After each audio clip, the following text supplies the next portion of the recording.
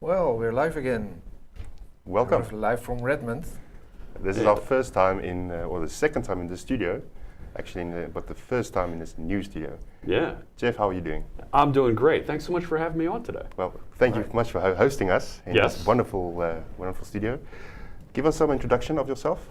My name is Jeff Fritz. You might have seen me. I do a little streaming myself. I'm a program manager. A little. I'm a program manager on Microsoft's .NET team. I focus on community. I focus on outreach so that folks like you that are out there watching us can learn a bit about .NET, about Visual Studio, and all the different cool things that we're doing here at Microsoft. That's amazing, and you guys are really doing cool things. You know, we are at the MVP Summit. We're seeing all sorts of cool things. And before we move on, I just want to quickly show the guys on how it looks in the studio. I've got this whole setup here. Let me just maybe switch the screen. So this is like an Inception part. Just quickly show you around the studio. It's amazing. This whole tech that's on here. We've got this whole monitor going there. There's some lights at the back, and obviously you've got this background here, right? And then here's all the sound. So it's behind the scenes. It's much more complex, right? So, but it looks great. And to have a nice stream, it needs to sort of flow and needs to be high quality stuff. But ultimately, it's not that hard, hey, to get started. No, it's interesting. Folks like Twitch and Mixer and YouTube have made it a lot easier for folks to get started doing streaming, doing video, because anybody can get a webcam, whether it's the camera that's on their laptop and they get started with that, or they have that webcam that they buy for a couple bucks and they can just attach to their computer, and everybody's got a microphone on their machine. So starting simple and small and have that great service out there that you can just attach to and configure. Yeah, you don't need a lot hardware-wise to get started. Yeah. So from my personal experience, what I've done before is we used to party on Hangouts. Yes. At Google, at our conferences. So what we ended up doing was create a Hangout session. This was inspired by the ASP.NET Community Stand-Up idea. We had some mics, and then we had some proper clip mics because sound was important at conferences. But ultimately, what happened was we streamed everything towards Google, and we had Martin doing the switching. Producing. Yes. That worked out quite well, but sometimes the latency, sometimes the bandwidth is an issue, and which means if there's no got some friends. We should have closed the door. Oh yeah, we will do it now. Okay. Pro tip. Yeah, pro tip: close the door to Pro the tip studio. number one: close the door. These things happen, and then it's good that it actually happened, but because things go wrong, right? It's right. That's one of the things with live video. When you're doing a live event and you're in front of a crowd at a venue, right, or at somebody's office, things go wrong. Things change. The demos might not work. But when you are live on Twitch or YouTube or whatever, weird things happen, and they're going to be out of your control, and some things are going to be in your control. Yeah. So you've got to make the most of it. And the funny thing is you can never preempt these problems, right? So if these things happen, you just have to do like a Scott Hanselman and just go with it.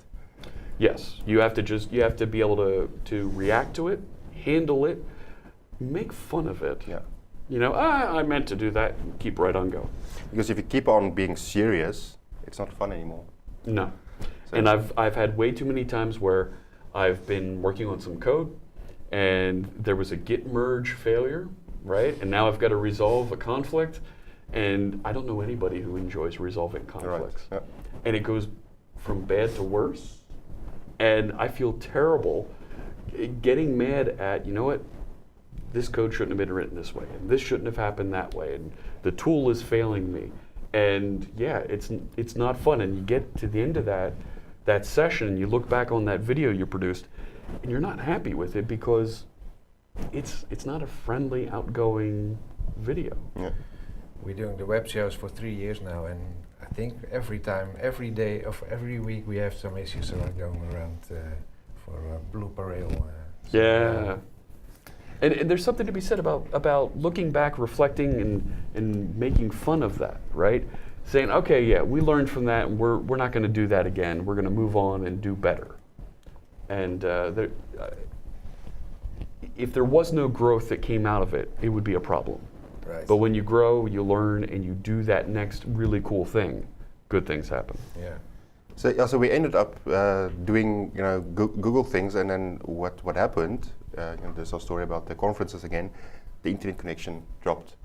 That means there's no stream, there's no recording, there's no nothing, because we were dependent on YouTube for recording it, which was a bit sad, because we wanted the copy ourselves, and then later on putting it through. Then we started using OBS. Martin introduced me to OBS. Yeah. Amazing tool. So you guys go and get it. It's openbroadcastingsoftware.org or something? Yeah. obsproject.org. obsproject.org, right, so. Yeah, there are some clones around, but the original one is OBS itself. No, it's not that one. Not that one. Not No, that maybe one. it is obsproject.com. obsproject.com. Yeah, there No, it is. this one. And it's free, right? So it's a Yes. free open source application Yep.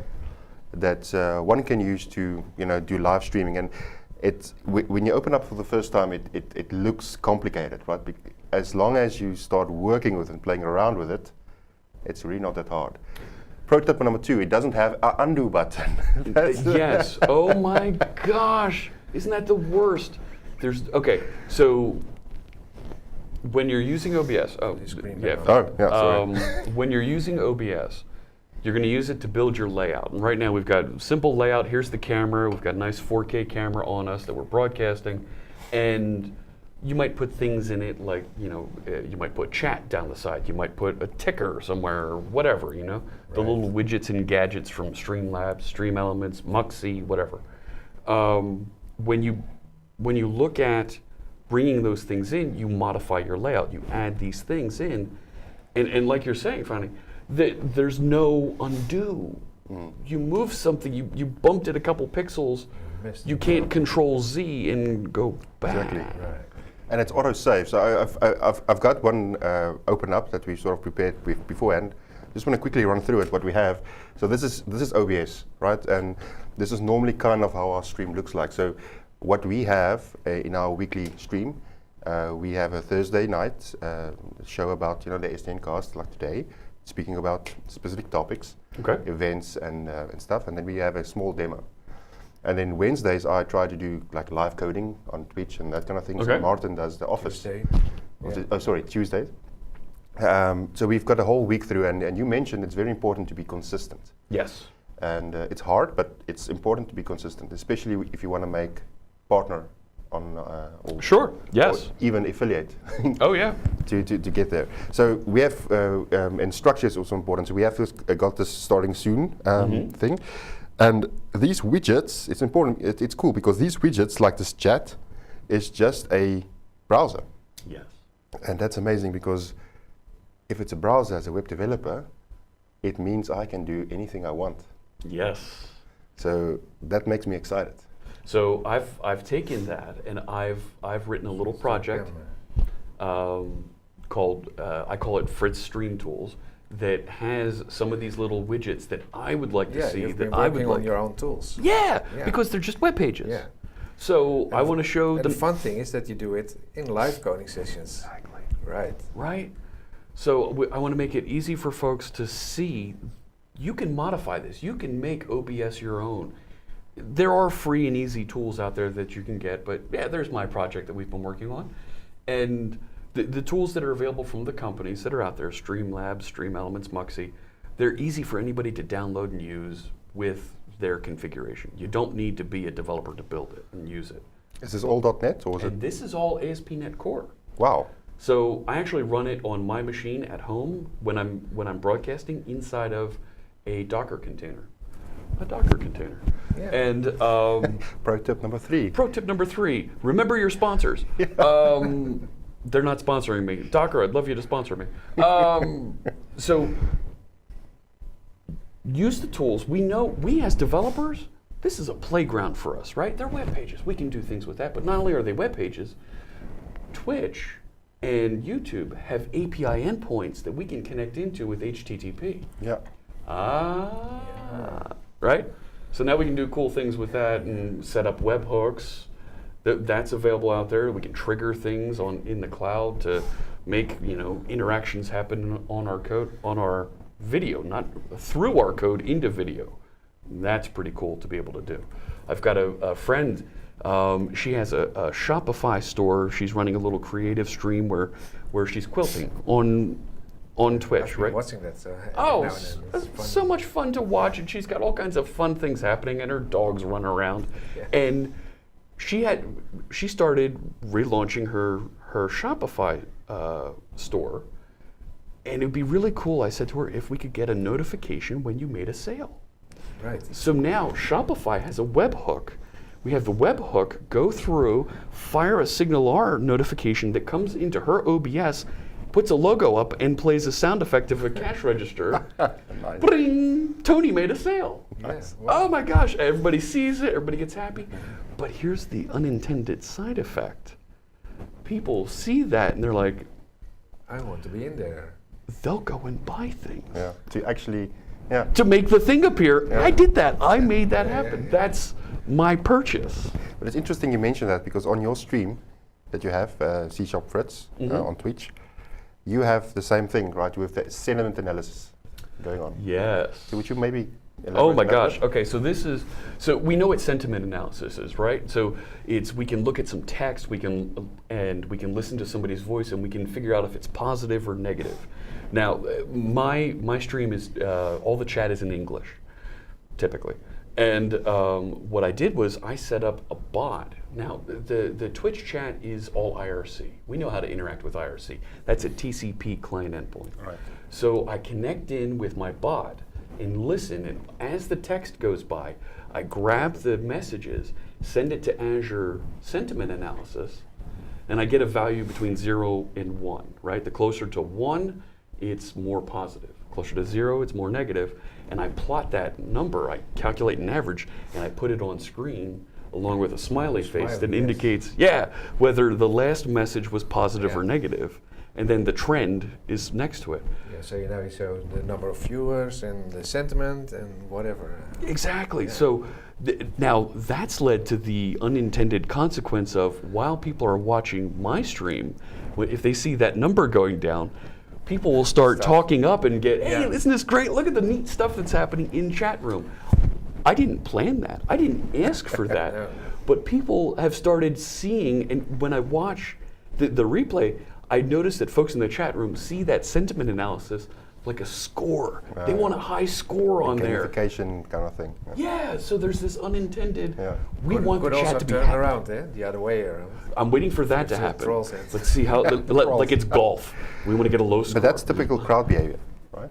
It is. Yeah. You're right. And now in terms of chat, obviously there can be people that's harmful, right? And Sure. for a stream to be completely nice, because it's public, we're all human beings, we have to respect each other. Certainly. How do you deal with, I don't know if, hopefully it never happened to you before, people coming in, being negative on the stream, maybe swearing.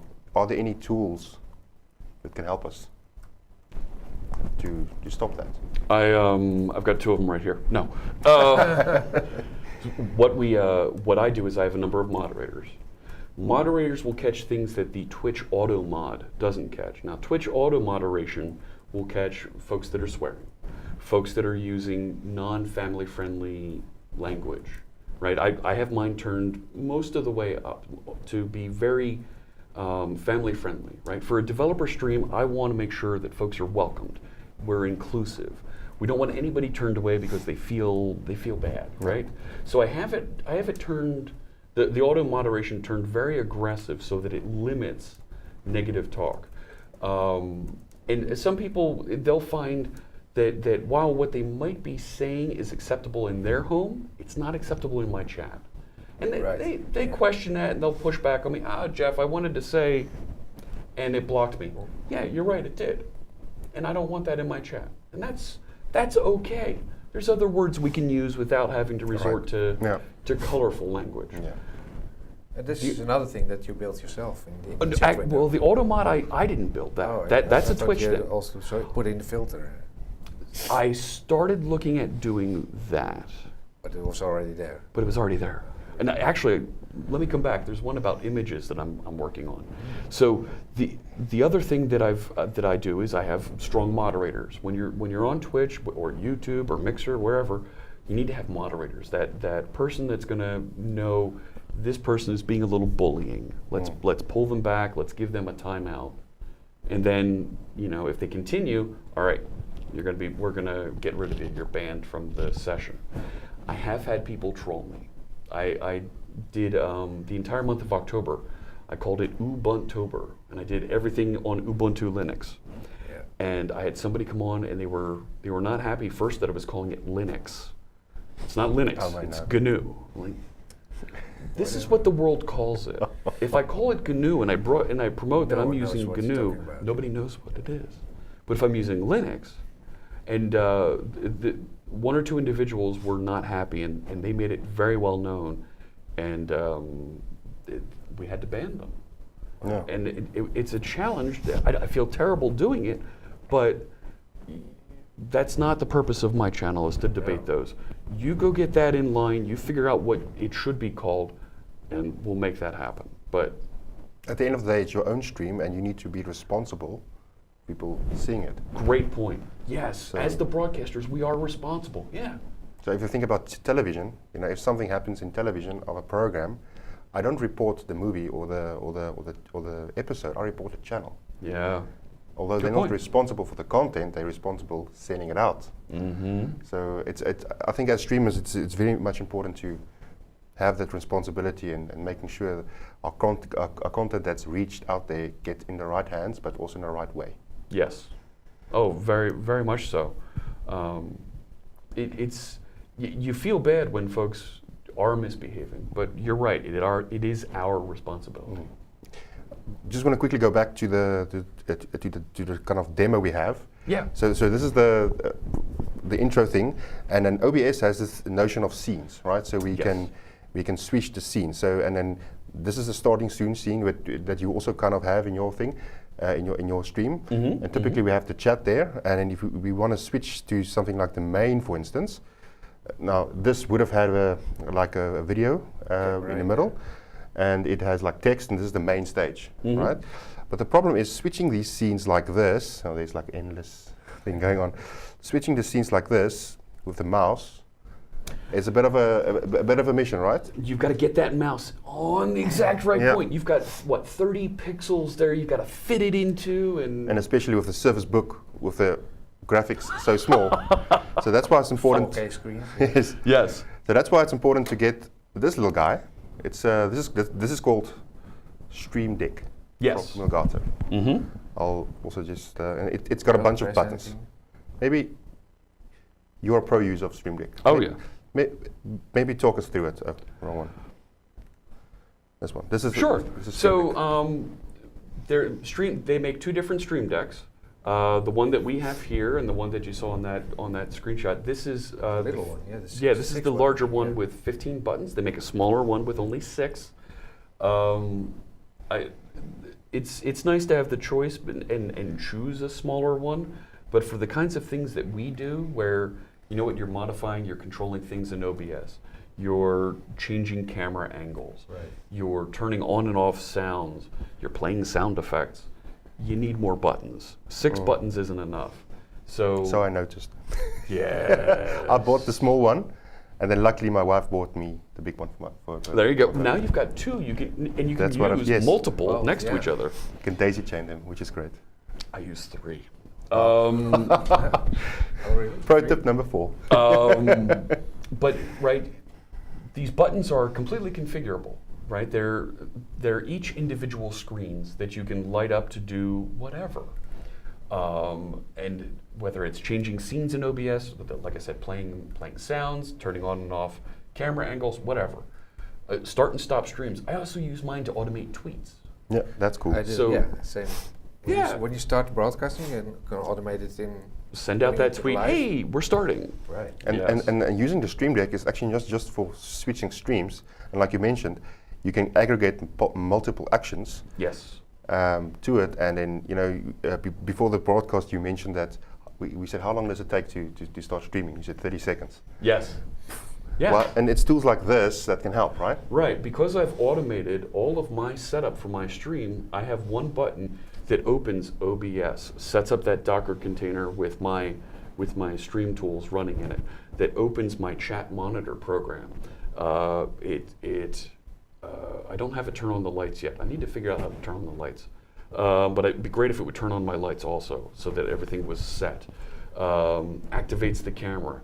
And then I do a quick check, make sure that all my lighting is proper, because I use a green screen on mine, so that everything's so that there's no artifacts or anything, right? If all of that looks good, I have another button that I press that sets the appropriate scene for the startup, like you saw with yours. Turns off the camera, mutes my microphone, plays the startup music, and starts Twitch, all in one shot. Is this an idea? This is just a quick brainwave I got. To have like a unit test for the stream. Think about it. If you can have a button that says, okay, pre-live, check everything. Check everything. That checks your sound. That checks your images. Is it possible to extend it in that way? So you can't. Okay. Each one of the things that happen on the buttons here. Why don't you go to the screen so we can see the buttons? Each one of the things that you see happen on here. There's this tray of what they call actions on the right, and you see OBS Studio. There you go, Control Center, and all these different actions that you can do. They've now issued an SDK where you can build your own actions, okay. And that SDK is you can either write a JavaScript web page that'll be interpreted and turned into an action, or you can write a command line exe that it'll call into, and you'll establish a WebSocket connection back from it. Okay. So we took that SDK that they published, this definition, and we actually wrote a .NET toolkit around it. Okay. So that you have a .NET standard library, a template, and the tools you need to build one of these actions. Is this on your repo? It is on. So I have another repository called Fritz and Friends. Or there you go, Stream Deck Toolkit. There you go. Cool. So you can install this. It's all .NET Core, so it'll run on Windows, Mac, and Linux. Stream Deck is only on Windows and Mac, so really Windows and Mac. Okay. But you build a command line exe. It's .NET Core. We know how to do that. Yeah. And you can write a action class to respond to the button press and go do whatever other things. So to what you're describing of, can you unit test that? Sure. Press the button, and now you're going to have to figure out how to go sniff the sound to make sure that's you have to configured find properly. out it's actually working. Well, if you look at unit tests, you have expectations on your test. So if you say, I expect the volume to be this much for this output, Sure. kind of thing, I expect the stream to be working, So maybe to test the sound, you play a sound effect and you check the level that was actually output. Okay. Also, sure. maybe one for the lights, because probably you would be using something like Philips Hue or something to power your lights. It will just quickly flash. If it's fine. Sure. Sure. And look then not at right. So you flash the light and you look at the video that's being captured, and see if it's the appropriate if color. It's, some flashing in it. Yeah. You can use that. Yeah. Could be done. Maybe with machine learning as well, right? Sure. Yes. But it sounds like it would be very custom. Would be very custom. Yeah. Doable though. Yeah. But if there was a way to make it more generic so that you could customize it. I think you're onto something there. It would be very interesting. It would be very interesting. I don't know about broad appeal, but definitely interesting and useful, right? Well, let's face it, everybody's, when you talk about a device like this that you can customize for your needs, everybody's got something different, right? Here in this studio, right, we've got it configured for our camera that's over there in our PCs, and the mixer the audio mixer we're plugged into, and your video that you're outputting from your PC, and if ours were connected also, to have to manage those. So we've got this configuration. But sure, when you're at home, when you guys are in your home studio, you've got it configured for your settings, and I've got it differently for mine. Yeah. That's what makes this thing so great. And yeah, so this is Stream Deck. So you did a blog post once on your stream setup. Yes. How? Because I've now quickly mentioned how we did that in the beginning. And quickly run us through that blog post. What do you have? What kind of gear do you use? Now we mentioned green screens, stuff like that. Sure. So when I'm at home, I actually have really cheap lights. All right. So I went to the hardware store and I bought lights on a clamp. Yeah.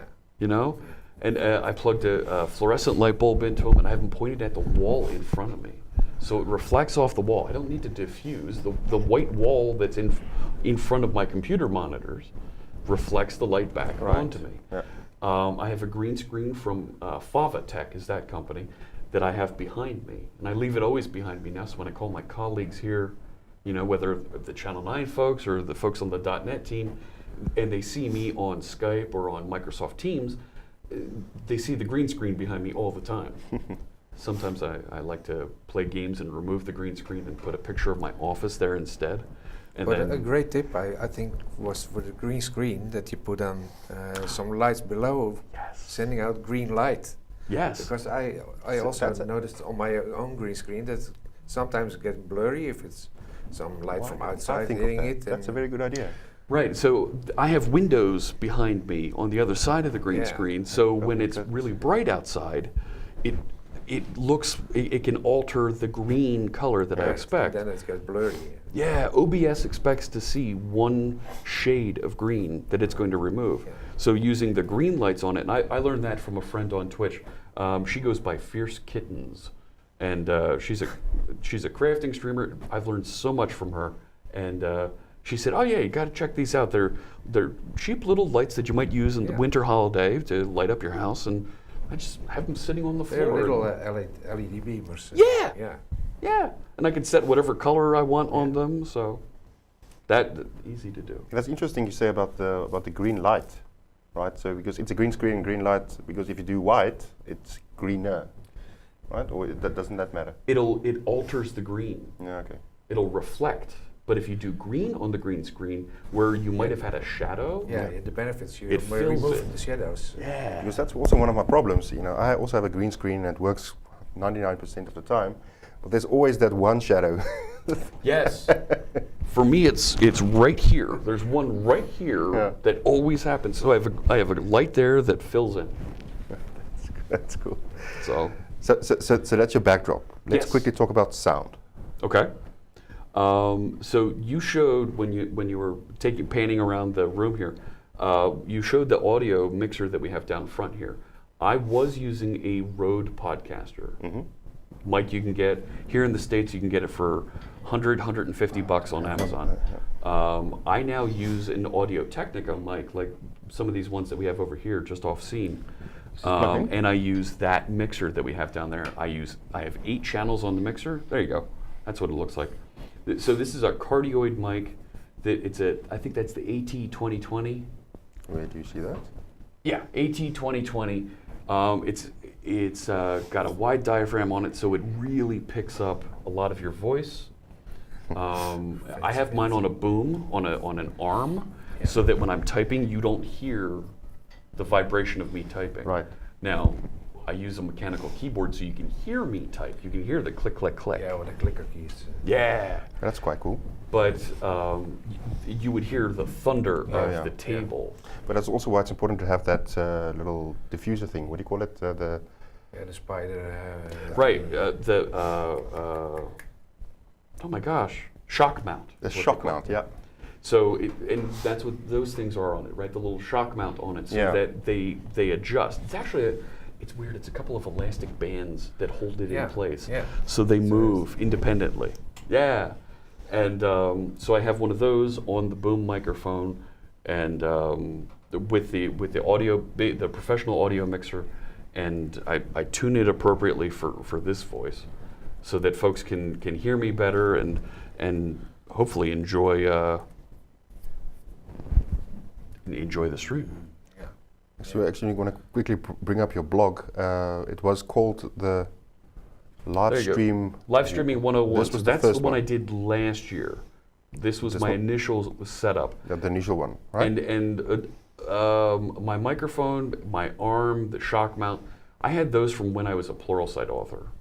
I took some of that first money that I got from Pluralsight, bought great gear, and that's what I used. I used the camera that I had. It was a Logitech camera. It's a great camera. Oh, we don't need to see that face. But that's how you set up they call it a filter when you use the green screen. And you can see, actually, look at that picture of the green screen again. You see how the shadow is coming off the back of my chair? Yeah. That's what I need to fill in, and that's why I have those extra lights. I see, yeah. And you said you had another one, the 2019 Yep, edition, there right? you go. So this one. If it loads up in a sec. Right, so you have this one with Balmer. Yeah, that's The that's the Balmer. alert that I have that pops up whenever somebody clicks follow, right? Yeah. On Twitch we have the follow feature. On YouTube they call it subscribing, but when you click follow, Mr. Balmer pops up and welcomes them with a hearty developers. Yeah. I've seen that. That's very that's cool. quite amazing, and it's yet again it's stuff you can do in OBS, Yeah. and it's just video you put in Yeah. based on certain events. Mm-hmm.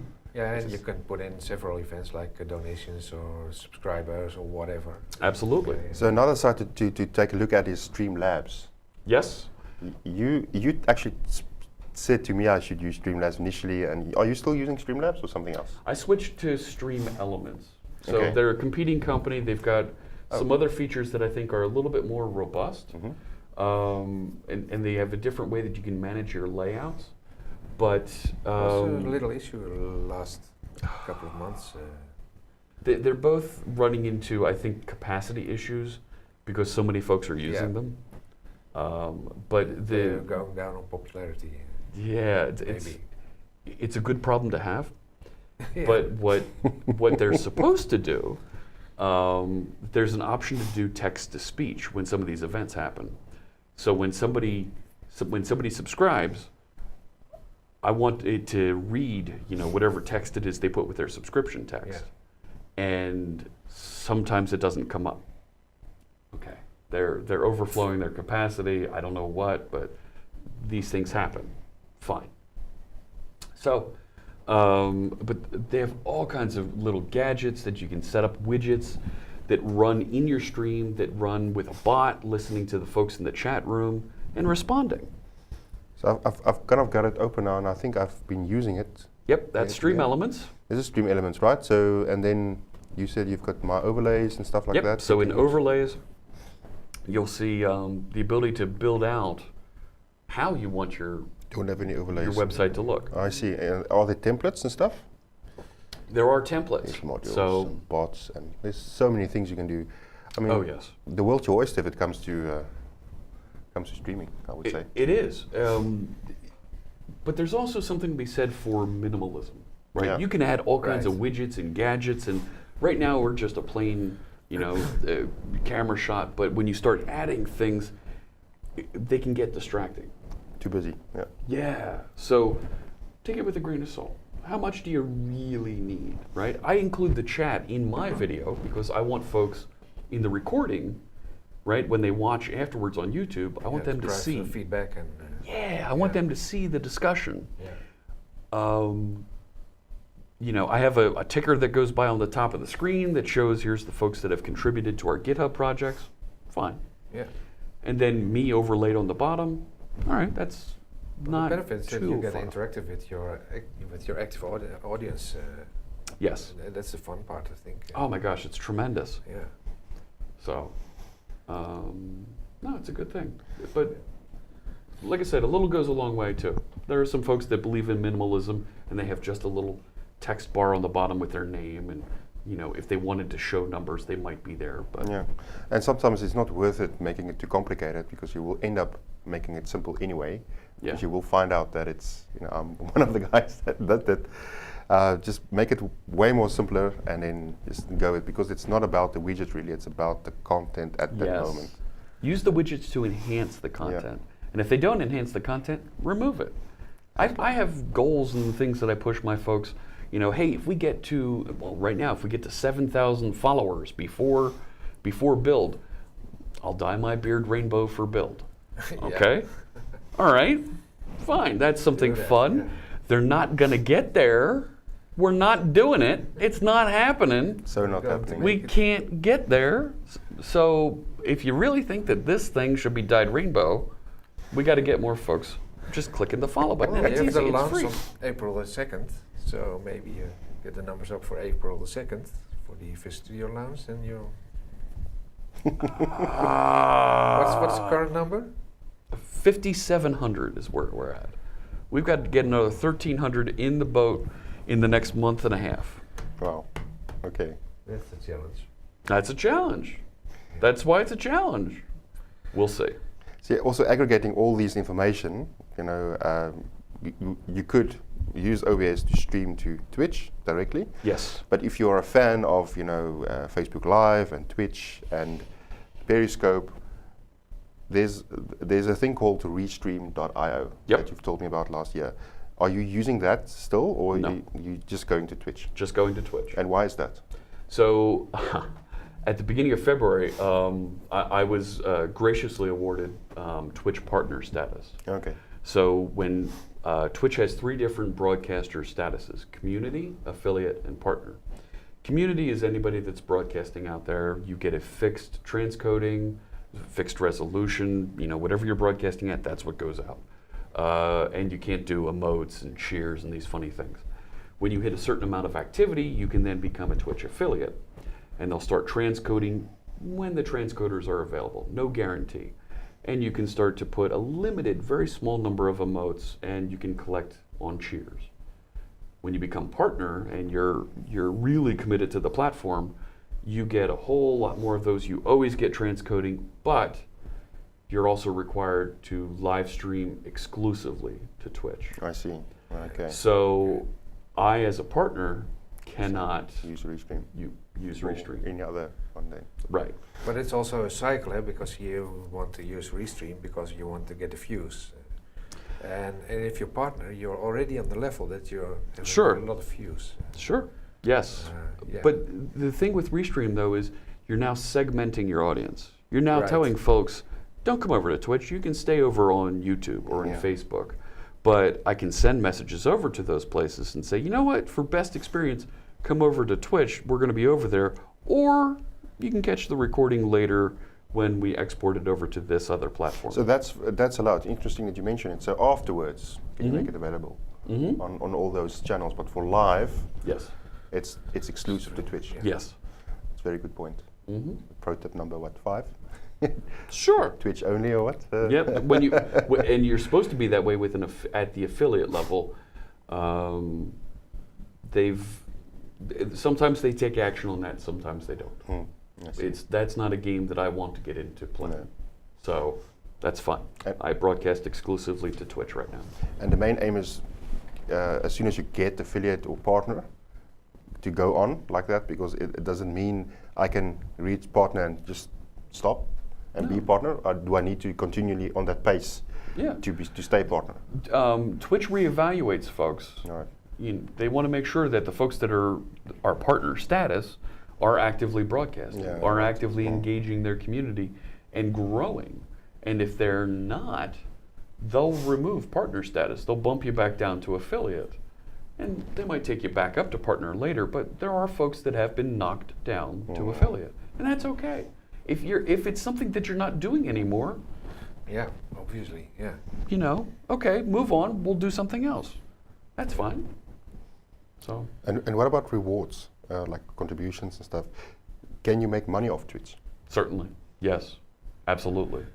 The I think top I streamers, think that's the thing the gamers are doing. yes, the gamers, the folks that are playing games actively on Twitch make they make a couple pennies here and there. They're doing quite all right. When you have a subscriber on Twitch, right? That's somebody who's paying a couple bucks to turn off advertising. In the States, you get paid $2.50 for every subscriber. This is documented, it's available, you can find it in the help documentation. Some of these folks that are on the high end of Twitch streaming have 20,000 subscribers. So each month they're making That's nice. $50,000. Yeah. And that's just in subscribers. they'll also set up and take donations. Right. So you can pay them directly. Don't go through Twitch. You can pay them directly, $5, and they'll give you whatever access or whatever's in return for that donation. Okay, that's not what I want my viewers to do. I'm not actively saying to my viewers, you need to subscribe. No. Only if you want the rainbow beard to be. No, that's the following. That following will do that. And following is free. So what's the difference between following and subscribing then? Yeah, following is free, and that just gives you a notification that, hey, Jeff's going live. I see. Right? You get that notification, and when you go to Twitch, there's a thing up at the top that says following. You can click into that, and it'll show you, here's the folks that you're interested in who are currently broadcasting, or here's their most recent videos at the bottom of that. So no impact and easy way to get notified. And you don't just get an entry here on the web browser, but you also get phone notification, you'll get text notification if you want that, an email if that's what you want, and you can tune that for each one of the channels that you follow. The subscription removes the advertisements that Twitch puts on those channels to cover the cost of the bandwidth of broadcasting these folks. Right. So you're paying for part of that directly, so they'll remove those advertisements, and for subscribers they get access to the channel's custom emotes. And if I cheers someone on Twitch, I have to pay. Yes. To so cheers, right? A cheer uses a currency on Twitch that they call bits. All right. In the States, 1 bit is 1 penny. So when someone cheers 100 bits, it's $1. Right. So okay, $1 American, fine. That's when you look at that, that's not bad. Hey, you know what, Jeff? Here's a cup of coffee. I'm going to cheer 500 bits. There's $5. You can buy a Starbucks coffee. Thanks so much. I had a great time. But then you'll see folks that cheer crazy amounts, 10,000 bits. That's $100. Like, wow. Okay, thank you. As a broadcaster, I'm flattered when people cheer significant amounts. Hey, great, you want to cheer 100 bits and say, hey, thanks so much for whatever. It's a nice tip, I'm flattered, and I want to thank them for that. When there's larger cheers, I don't know what to do, right? I'm like, there are some folks that when they get those larger cheers, they go to tears. They're, because... Which is also entertaining to watch, most probably. Yes. Yeah. There are some folks that are a little bit more well off and they're free to spend their money, and they enjoy making folks cry on Twitch. Yeah. There's one streamer who goes by the name Mr. Beast, who gets a sponsorship of tens of thousands of dollars, and he'll go and try to make Twitch streamers cry by cheering and donating $1,000. Like, there's that streamer's rent for the month. I'm an easy crier. Yeah. And that's his gimmick. That's what he does, and then he takes that video, edits it, and puts it on YouTube, and it pays off for him. Yeah. Okay, fine. I think in our space, there's more interesting ways for a streamer to make money. Yeah. I'm not a fan of saying you must pay for me. No. I don't want viewers to do that. I want to pay it forward and support other organizations that are trying to teach and educate our community. So right now, I'm actually contributing to Black Girls Code. And that's an organization that helps. That helps women of color, young girls that want to learn about technology. Yeah. Help them with an opportunity to learn and get that first job, get into the community, and get them started on their career on the right direction. So if I can thank folks for their subscriptions and pay it forward to this organization. You double the subscription. What is the So my employer will match my donations. Yeah. So that's great. That's fine. That's not a problem, and it makes everybody happy. Yeah. I also saw you as you were live coding. You've been noting the cheers. The cheers. So I started a program. I talked to some folks at Twitch when I was at their conference back in September. They call it TwitchCon, and we were talking about different ways to engage folks with cheers. And as a streamer who writes code, how do I engage folks with cheers? There's nothing like, hey, great, you won the battle, you cleared the board, you did the thing, you won the soccer game. Listen to me, American. You won the football game, and there's nothing to cheer like that. But when you're writing code, I can recognize folks by putting a comment into the code that says, hey, here's a cheer for this number of bits, and it came in from so-and-so on this date. Yeah. And it stays with the code so that we can see, here's the folks that supported the writing of this. They cheered for it while we were writing this code. Fantastic. And then you can do interesting stuff on that, like Roslyn and stuff like that. Exactly. So I started writing a little bit of Roslyn code, right? The compiler, right? The compiler for .NET runs as a service. So let's take the compiler, analyze those comments, and now we can generate a supporters page that goes with the code. Nice. This code was supported by, generous donations by these folks. That's mind-blowing. Yeah.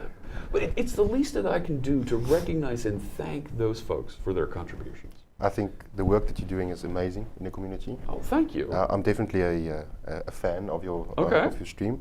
I think we need to wrap up actually Okay. because it's almost done. The main takeaway I think here is to start simple. Yes. Your stream. Also, start So small. What do you think about growing an audience? Because the number of audience, you have now a big audience. Obviously, you also started with one subscriber. Yeah. What do you say to the audience? How to grow an audience? That's a good point. Twitch is a community, just like our technical communities that we have in real life. You're not going to start a community by just hosting a meetup and hope people come, or starting a video and hope people find you. Is it You need- consistency or? You need to promote in Twitter or Facebook or other places where folks will find you. Yeah. Blog posts. Go into other folks' channels, and it's considered bad etiquette to promote yourself in somebody else's channel. Right. But to Yeah. go into somebody else's channel and hang out and ask the streamer questions. Hey, what is it that you're writing? What is it that you're? Interacting. Yeah. What game are you playing? Oh my gosh. You know what? I tried Apex Legends, and I wasn't too good with this character. What do you think of? And engage and have those discussions. Folks see then that you're interesting, and they can click on your name in chat, figure out where you are, and go watch you later. Right. So get involved. Twitch is more than just the couple of folks that you know about that are out there. Yeah. There's tens of thousands of broadcasters. It's an amazing quilt of all these different personalities. There's a lot of. Go check them out. You're gonna find somebody that's interesting to you, and participate. If you're a good personality hanging out in their chat room, there's a good chance that them and some of their followers will come and follow you over on yours. And I've spent a lot of time doing that, visiting other streamers, talking, encouraging folks in those places, and they come back around and find me. Yeah. What we found, we are doing the webcast every Thursday. It is. The numbers of followers stayed a little bit low, but as soon as we started going into live coding, that really makes some change, and we're now slowly going up. Yep. And then there's a gimmick they have on Twitch called raiding, right?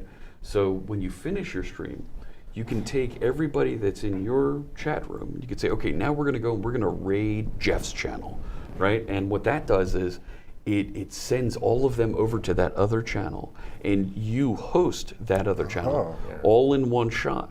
So everybody suddenly arrives like a plundering party.